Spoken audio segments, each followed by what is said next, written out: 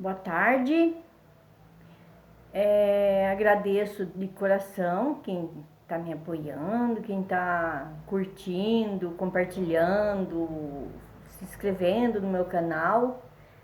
E peço desculpas pela trilha sonora por conta da rua, né? Porque é impossível aqui fazer um vídeo sem som exterior. Então, hoje eu vou contar um fato que aconteceu que marcou muito, deixou cicatrizes, literalmente, moralmente e fisicamente. E eu tinha 4 anos, né? A gente morava numa fazenda. Olha, cada caso que eu conto, a gente morava numa fazenda diferente. E como eu disse, meu pai mudava muito, né? E a gente morava numa fazenda que tinha assim uma colônia de casas, muitas casas, uma pertinho da outra. E a gente morava numa casa, pulando uma casa, na outra morava uma tia minha, que era assim, ela era tia por parte do marido, né, que era irmão do meu pai, e ela era prima da minha mãe, era parente dos dois jeitos. E ela tinha um filho, ela tinha acho que 3 ou 4 filhos, não lembro, acho que 3. E 2 meninos e uma menina, que eu lembro. Eu acho que é 3 meninos e uma menina, não lembro muito bem. Faz muito tempo que eu não vejo eles, apesar de serem parentes, e cada um foi para um lado, né? Então eu não me lembro. E eu me dava muito bem com um deles, né? E a gente era que nem carne e unha, não se largava, a gente era companheiro de arte, mas a gente aprontava. E ele tinha um triciclo e era a minha paixão aquele triciclo. A minha vida era ficar andando com ele. Aí teve um dia que tava eu e ele só. A minha mãe tinha ido na casa da mãe dele. E aí eu fui mostrar para ele uma caneca que eu tinha ganhado, né? Eu não lembro nem o jeito que era a caneca, só sei que era uma caneca. Então eu subi no fogão, porque o fogão a lenha tem a parte da frente, depois tem a chapa, depois tem a parte de trás. Então essa caneca estava lá atrás. E o fogão estava assim só a brasa, já estava apagado, né? E mas eu subi e aí eu peguei a caneca, sentei na beirada do fogão, assim, para mostrar a caneca para ele, né? Toda orgulhosa, porque tinha uma canequinha nova, né? Aí, e fiquei ali conversando com ele. De repente, o meu vestido pega fogo, né? O meu vestidinho rodado, né? E ele pegou fogo. E aí eu saí que nem louca, né? Correndo no meio da casa, corria para um lado, corria para o outro, gritando. Ele correu, sabe? Se mandou e aí foi chamar a minha mãe, né? Ele foi chamar a minha mãe que tinha ido na casa da mãe dele. Aí minha mãe veio correndo, catou assim, tinha uma toalha, sabe dessas toalhas feitas de saco de açúcar, né? De saco, e com brolha, muito bonita a toalha.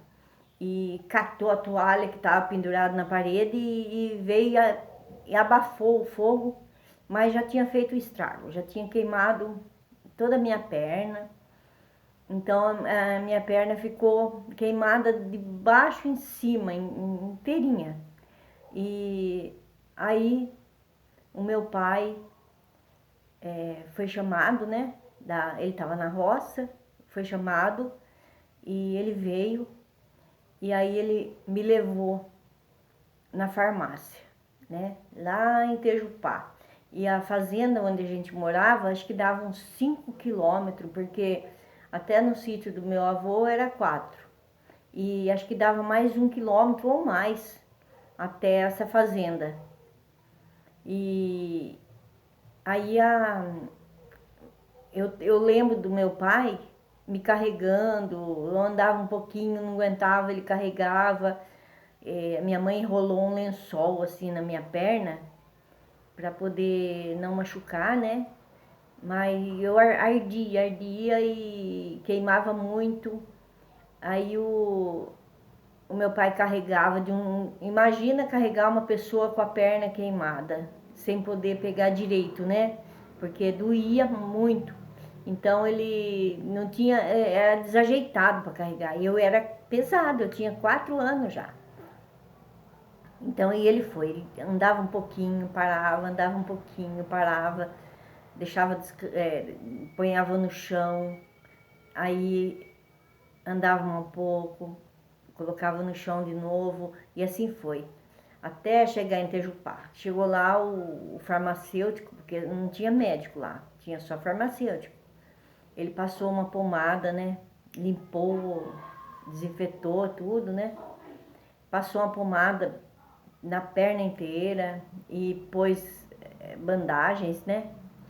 E daí ele aí veio a viagem de volta, né? Daquele jeito, sofrimento, sofrimento.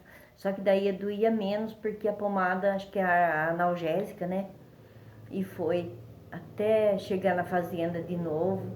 Eu nunca esqueço, acho que se eu viver 1000 anos eu não vou esquecer isso, porque meu pai acho que sofreu muito, né?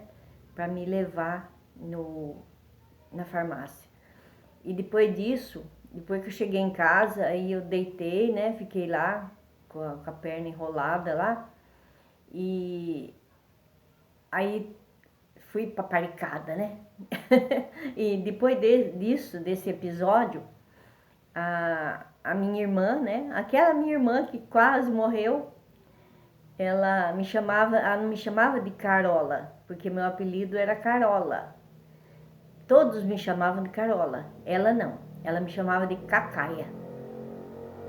E a gente gostava muito de cantar. Então, ela era campeã em, em estragar nossas cantigas, né? Às vezes a gente começava uma música, ela entrava com outra pro meio para atrapalhar a gente.